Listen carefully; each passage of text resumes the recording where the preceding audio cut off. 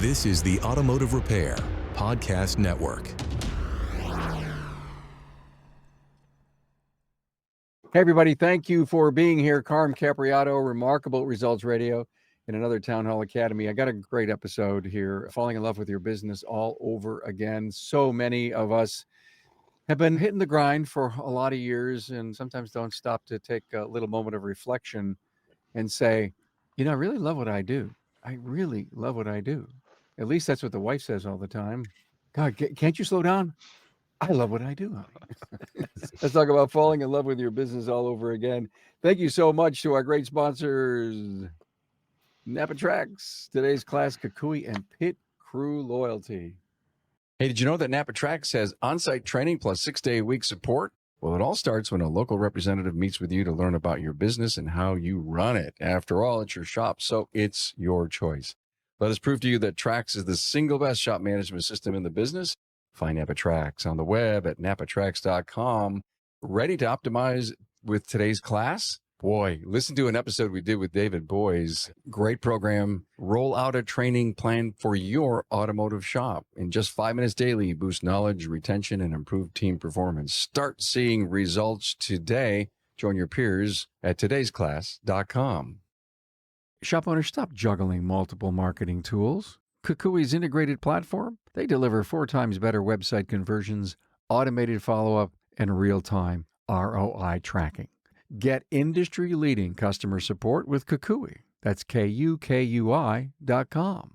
You're probably tired of chasing new customers who never return. We understand. Pit Crew Loyalty ends the one-and-done cycle, turning first visits into lasting, reliable revenue. On the web at pitcrewloyalty.com. Okay, everybody, here's my panel. Wow. Jimmy Alauria, 3A Automotive Diesel Repair, Phoenix, where the weather is always nice. 50 years in business. He was telling me that his dad started the business when he was born. Cool thing. Now I know how old you are. Finalist in the Better Business Bureau Torch Awards for Ethics. I have a friend in Buffalo that happened to. Mm-hmm. Cool. Yeah, we're hoping to win that next week. Nice. My friend did win it last year. He did. He went as a finalist and then was nominated the winner. That's a cool thing to have happen. Mm-hmm. And also, Campbell, California. Is that up in the mountains? No, right next to San Jose. Ah. Yeah. Got it, Dave. Heart of Silicon Valley. And so you don't really get snow there, do you? Never, ever. Well, I mean, once in every 40 years, maybe. Got it. And then, I mean, we're in the valley, so we get snow around us, but, here in Campbell or in the valley floor, if it snows once every 20 or 30 years, and then it lasts for about 10 minutes. It's very exciting. Owner of Auto Trend Diagnostics, Campbell, California, as I said, and very active in our association, ASCCA, out in California. And somehow you manage all the laws that they create, one new law a day that affects how you run your business? I don't know if it's that many specifically for us, but yeah, the legislative session will start again in January, and we figure a good, 1,500 to 2,000 bills will be introduced. And it runs the gamut for everything, but, we get, I don't know, a dozen or so new bills and regulations we have to deal with every year. Because people just love to regulate. That's regulator's job. That's what they do.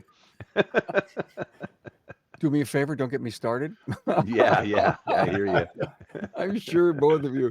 Hey, look, so every business really begins with a dream. Jimmy, I'm sure your dad had one on a vision of what I could build and create. Being in the automotive repair business, a lot of us started in the backyard, and then we put up a barn, and then we worked in there, and it got too big, and we wanted to expand and grow. I love the idea of remembering the initial dream that fueled the ambition that we had to run our business. And I got great talking points from these guys. This is going to be an episode that I think are going to allow you to even spend some dream time as you listen to what they have to say. But Jimmy, I want to talk about this one really important. I love this one. Make the game of shop much bigger than I can play myself. Yeah. So think about that. Oh my God, I've created something I've never done before. This could be fun. That's really what it took for me to get excited a couple years ago was, you know, my wife and I had bought the business from my family. This year's 50 years in business. So we ran, you know, we've been going for 10 years since we bought it. And it was like, well, what's the next game? I mean, I've done speaking in the industry, I've done consulting and stuff, but that's just like, that really warms my heart and helps me. But I started looking at the shop going, we've got to grow, because if you're not growing, then you're shrinking, really. I mean, where's the business going? And the only way that I could really get excited about that was saying, okay, well, I don't want to go back in and manage this thing anymore. I've been there, done that.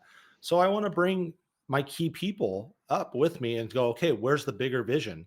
How many locations are we going to be at? And then start looking at the lifestyle that the business has afforded me and my family, to the staff, the key people that are part of that, and give them the tools that they need to take us to places we've never even thought were possible. One of the things that I think about a lot in this whole concept of falling in love with your business again is to get in front of your people and explain to him what your original dreams were. Because a lot of people who work for us, you've been around forever, Dave, and it's your place. And I'm coming to work here, or I've been here for years, but we really never knew what was that driving impotence that put you here. And when I hear about sharing that with people, it almost enlivens the culture, because now they have something more to hang themselves onto. It's your dream and they're part of it. Yeah, and I agree. I'm glad you said culture, because that's, I think, a big part of all of our businesses. And I'd much like Jimmy, I industry trainer, speaker, do all that stuff and really enjoy doing that. And we talk about culture. And finally, somebody asked me, it's like, Dave, what does that mean? What is culture? Right? And it's like, I guess not everybody actually knows what that is. And it's pretty simple. It's how we do it around here, right? It's what we do in our business, in our shop. And, as the owner, we set that, right? It's up to demonstrate it, live it, share it with our teams and our clients and customers, for that matter, right? So everybody understands, how we do it around here. And once you get that buy-in and everybody is, pulling that rope in the same direction, then it does make things a little easier in your business. And that falling in love part, again, I think what happens is, as time goes by, it just becomes day to day, right? Just like anything else. That initial excitement when you first either bought the shop or started the shop, the problem solving, the being there for people, all of a sudden you look back and you go, I miss those days. I miss that excitement. How do I get it back? And, we'll talk about that, I'm sure. But when you don't have that excitement and drive that you initially had, changes the culture in your shop, right? You need to show up every day like rock and roll, baby. Here we go, right? No bad days, right? Service advisors, shop owners, no bad days. It bleeds over to everybody else, and it's hard. I get it. It's hard. Believe me. But Jimmy, I got to interrupt Dave. And for all of us, when he says no bad days, and I wasn't going to say a thing about culture until you said that, Dave. Culture was described to me as the weather in the shop. mm-hmm. Okay, no bad days. What about the thunderstorm going off in Bay 3? Mm-hmm. Right? It's not because the weather came inside. It's the person that's making the weather that's creating a bad day for the shop. You could have 3 bays with sunny and beautiful weather, and now you've got one bad one. So it's the behavior of that individual that is driving the, if you will, let's call it culture, or the behaviors of that operation. So thanks for bringing that up. I think it's important. And a lot of people, to your point, they can't put a finger on what culture is. I think you nailed it. And I hear sometimes it's our behaviors. And if we want to behave badly, but again, it still goes back to the leader and the tone that the leader sets and the expectations of the leader and the processes that have been, implemented to make sure that the client gets a great experience. Oh, let's talk about the client experience. How's the experience of our people inside of our own business? Right. One of the things that, Dave, I saw you, and Jimmy, I'm going to get to you in a minute, but take a break from the shop, you told me. My God, I mean, I think that's brilliant. We're workaholics. This whole industry is like that. Mm-hmm. It's unfortunately, in many cases, it's true, but generally not speaking, or generally not true that if I go away, the shop will die or won't survive or can't live without me. And if that's true, there's solutions for that. But mostly no, right? If you have the good culture, the great culture in your shop, and you've worked with your team and trained your team, and you're like, oh man, I got to go to work again. Right? That is going to carry over. Take a day off, take a week off, right? Whatever you need to kind of reset that perspective. We let ourselves get beat up by the, like you said, the thunderstorm in Bay 3, right? And that breaks us down inside, and we forget about the great Bay 1 and 2 that are doing so well and having a great day. We have a disgruntled, upset customer, a bad review. We let that break our hearts, and it's like, yeah, it happens. But guess what? 80-90% of our customers and clients love us, right? Concentrate on them. Let that group of people reinvigorate you and bring you up and say, okay, we got a bad review. What happened? Let's fix it if it's truly our fault, right? If a customer is upset, how do we fix it? How do we solve it? Let's make somebody happy. And then that, comes back to us, and we can feel good about what we did and enjoy that day rather than being hangdog. And then, like I said, get out of the shop, take a day off, go for a bike ride, go to the gym in the morning, something that clears your mind, clears your soul. You can come back and have that upbeat attitude again and keep everybody happy, keep everybody moving. Okay, Jimmy, help me with this. Dave just outlined some incredible stuff. Okay, he just did. Yeah. And 50% of my audience, I'm going to make an assumption, says, great, Dave, good. Thanks for all the junk inside of my head, but I'm never going to be able to do that stuff. I don't know how. Jimmy, how do you do that? You talked about, like, going back to what he said about culture and, and then what I said before, making the game bigger than what you thought was possible. And you have to step away from the grind to be able to have that view. But how do you get to the gym, Jimmy? How do you make those changes? Dave, I love what you said. And, tomorrow I'm going to go join a gym, or tomorrow I'm going to go, I'm going to walk or run a mile or two. And I have the bestest intention of the world. And I believe a lot of our listeners do, but they just can't take that first step. And maybe that's part of this whole fall in love with your business again mentality. I have to change who I am and how I do things. The thing is that you research coming out now about how the importance of rest and sleep. It's like, it's not a matter of I can't do it.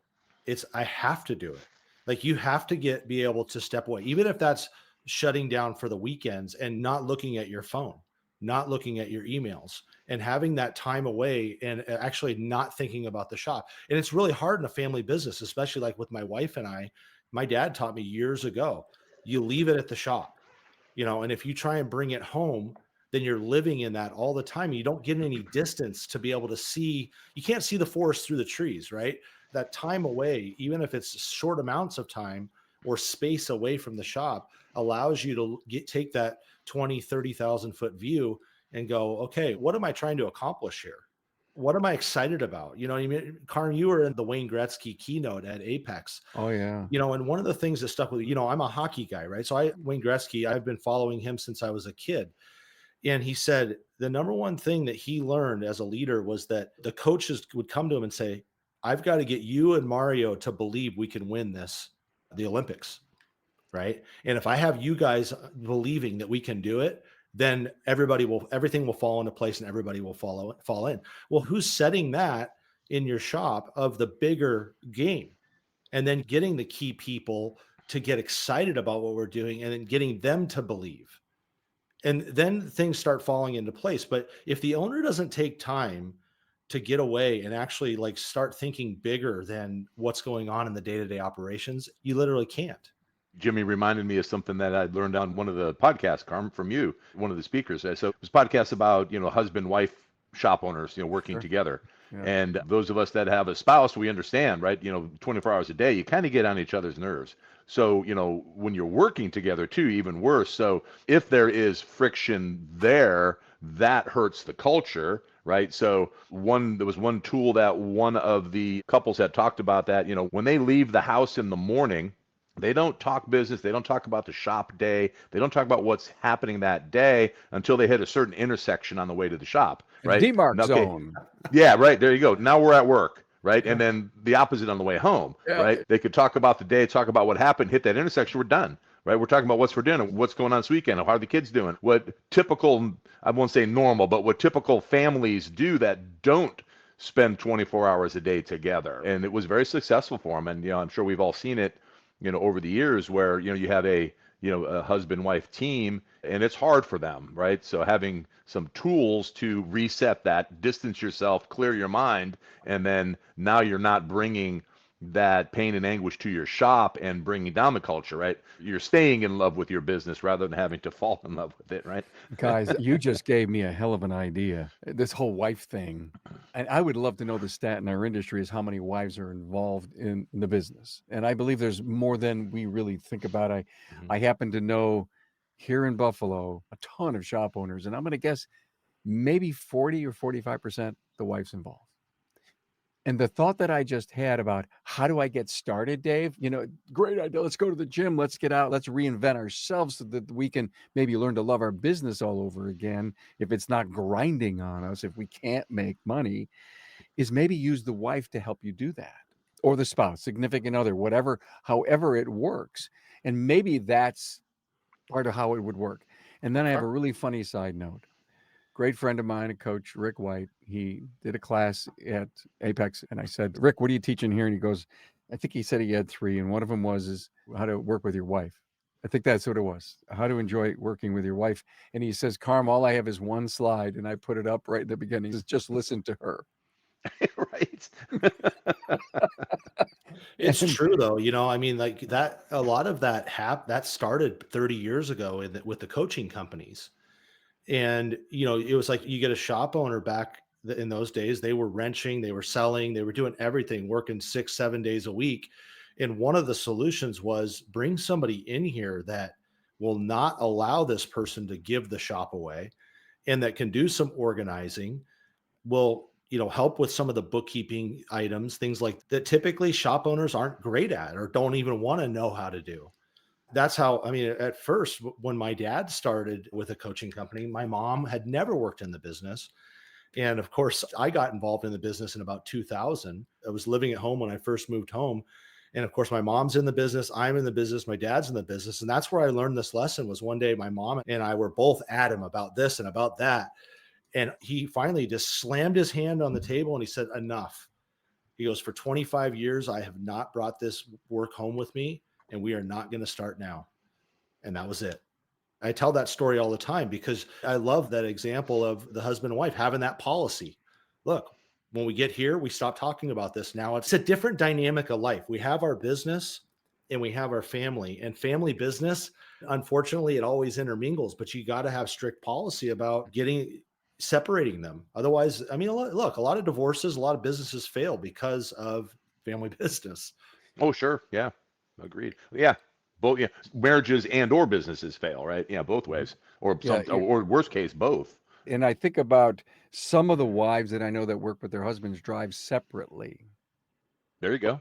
Yeah. So there is no demarc zone, but I don't believe they bring it home. But yet a very, very good friend has his office in his basement of his house. He is trying to take more time off, but he still wants to be engaged and involved and be on the computer systems and stuff. So he's not there. And again, that whole new came through my head about just getting away and not being there. At least you could be engaged, but not there. So when you're there, you're sometimes wanting to be a micromanager and into everything. Hey, let's face it. Your shop management system is the single most important tool in your shop, period.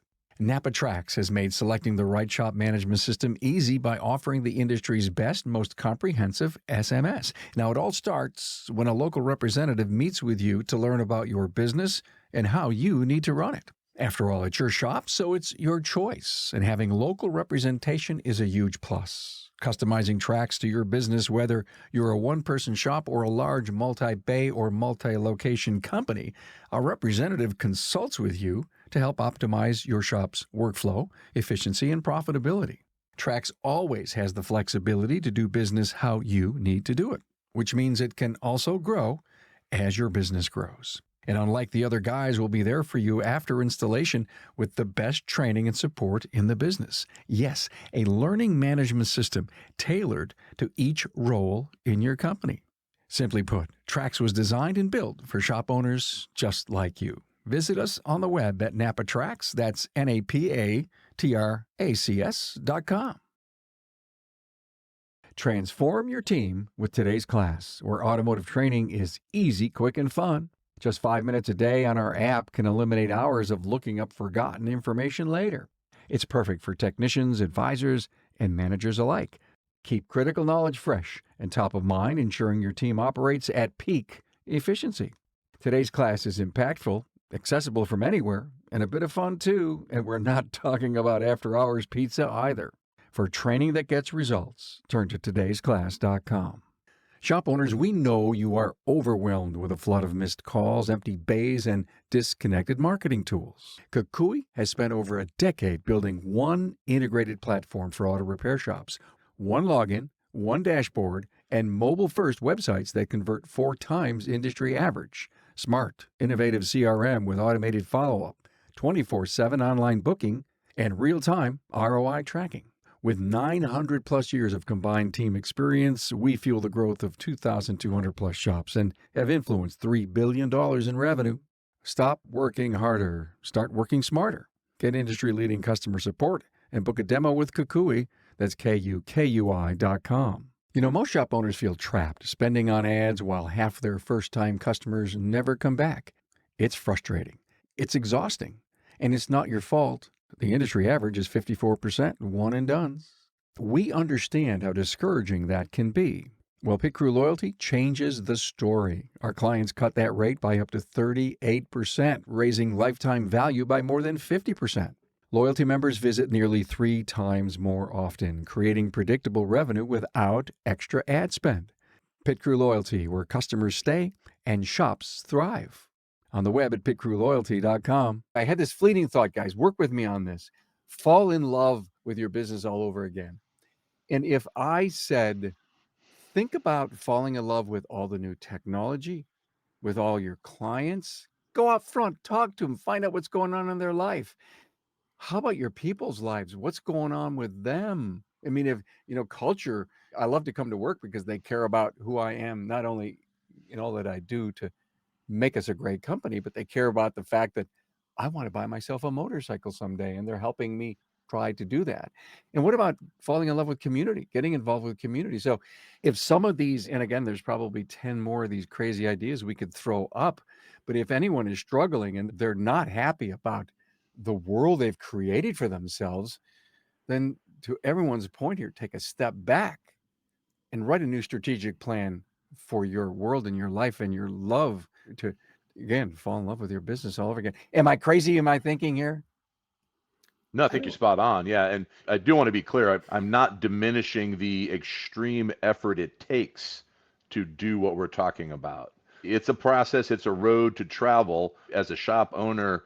If I'm this, when I first bought my shop, right, the service advisor, the lead tech, and the business owner, and I, the bathroom cleaner and the floor sweeper and so on and so forth, right? I had one tech working for me. There was zero chance I was taking any time off. The only time off, we took a year off, we closed the shop, right? Because there was nobody to do my job. And I'm sure that's a very common story across the industry, but I think it's a common story too of, effort, training, learning to do better. That excitement comes from of that growth of, hey, guess what? I'm ready to hire another technician to replace myself in the shop. Guess what? I'm ready to hire a service advisor to replace myself in the shop. And then I can, do, as we talked about, I don't have to deal with customers on a day-to-day basis. I deal with the ones I choose to. I call it playing with the customers, right? It's like, hey, how you doing? How are the kids, right? Fun side that we can have and, have the people that we've trained and work so well for us do the hard stuff,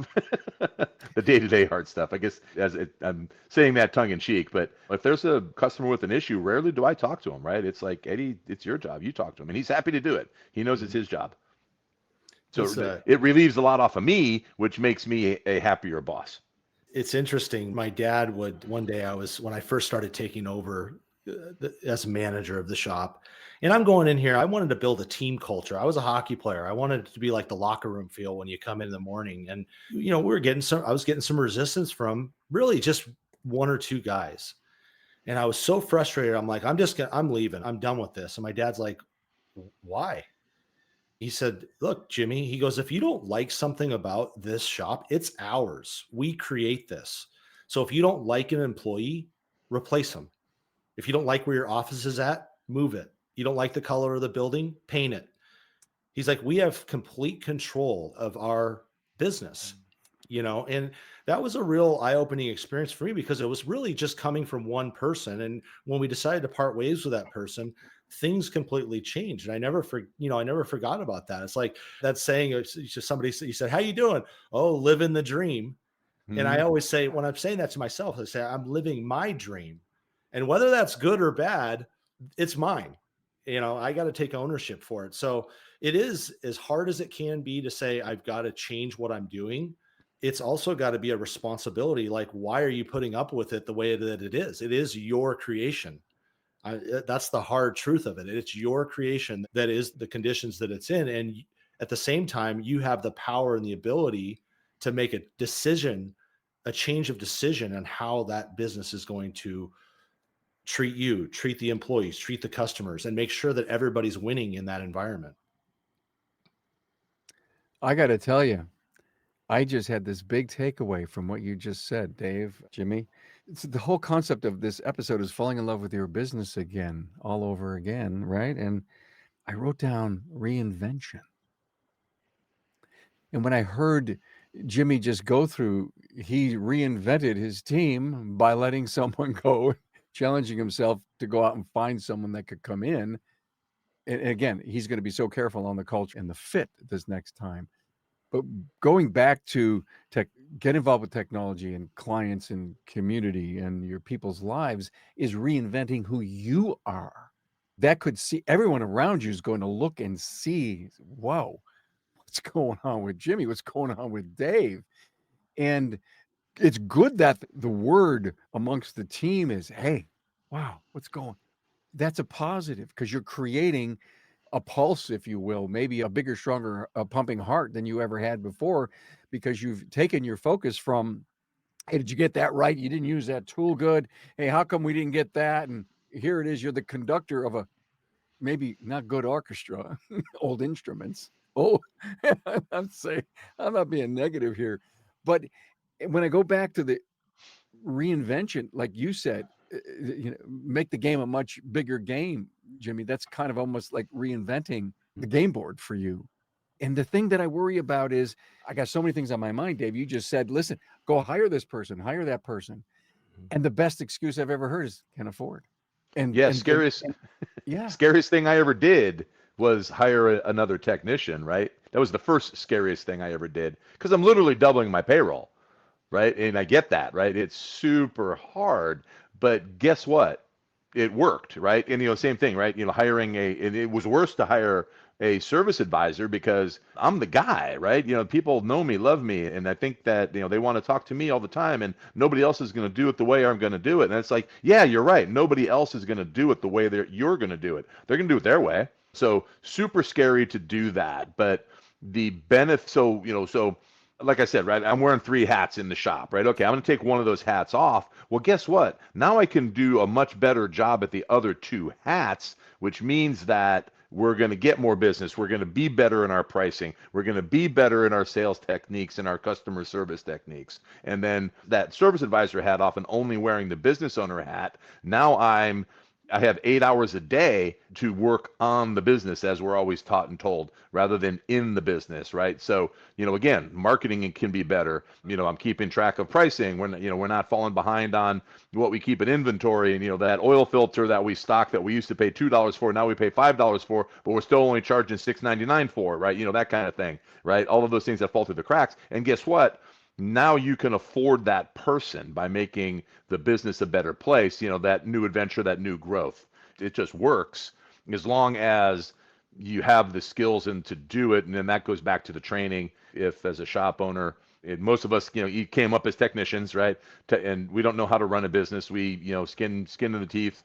But, getting a good training program and a good coach for yourself is paramount. And huge. again, how do I afford a coach? Well, the first job of a coach is to afford the coach, right? So none of this works just because it takes training time and effort.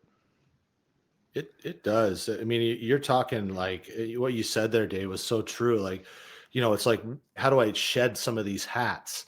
And the thing is, a lot of it is it could be a cost issue, but it's also how comfortable the owner is in doing all those things. So it's just easier to do it myself. Mm-hmm. And a lot of things that I work on with friends and clients is that, okay, yeah, you're the best at that. Have you documented how you want that done? Exactly. And then turned it over to somebody, because it's really easy to just go in there and do it yourself. I mean, it was not a technician, so I didn't go in the back, but there's so many other things that I am really good at. I'm really good at marketing. I'm really good at the financial bookkeeping and things like that. And I can go in there and be just time consumed with stuff that isn't going to make us that much more money. Instead, like, instead of like going out into the community where I should be with my wife, shaking hands and kissing babies, and when there's a problem, I've hired somebody to do that. It takes a lot of pride in handling that customer to get a better result than I would. It really is. And it does, but it does take some help. Like, why isn't the owner being the owner? Because the owner doesn't know what his hat is as the owner. That's a great point. And I got to make a comment on something you said, Dave.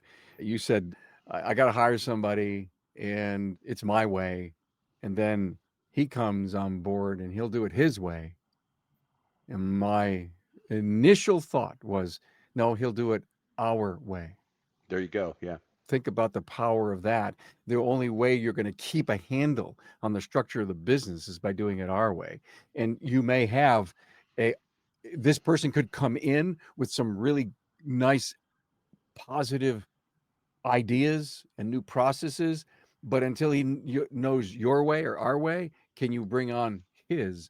But businesses morph. When new talent comes in, new ideas come in, they become better as a unit.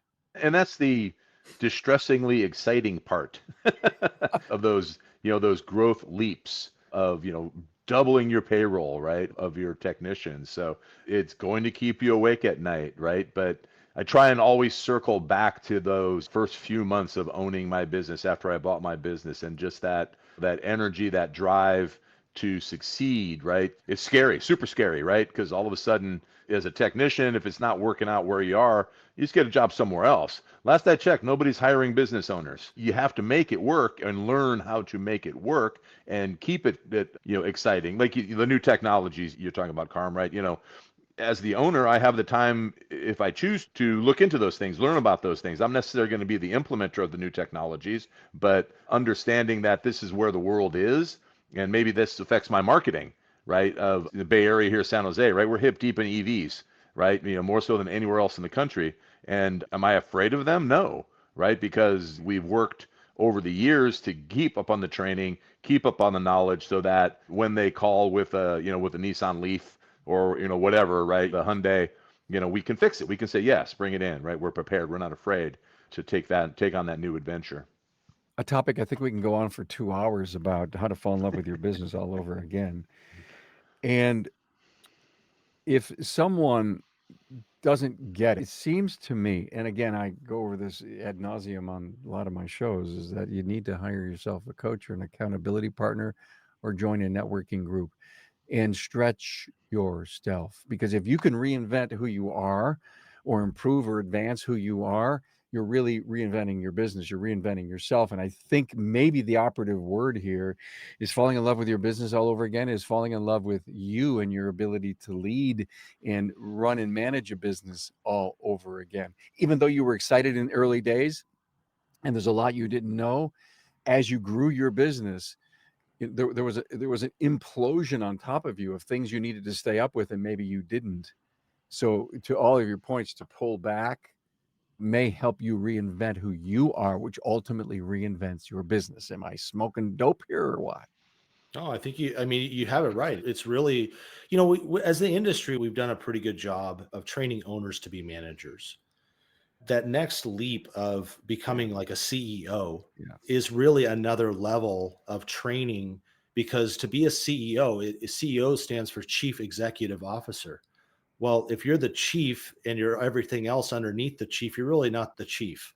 So really, and it goes back to my original thing, is like, make it big enough to where you need people underneath you that are the managers that are running those areas fully. Mhm. And yes, it has to be documented on the way you want it. It's your culture, it's your policy and things like that. And those things they're going to evolve, and you're going to bring people in that they have their way of doing it, but it falls within the policy of the way you want something done.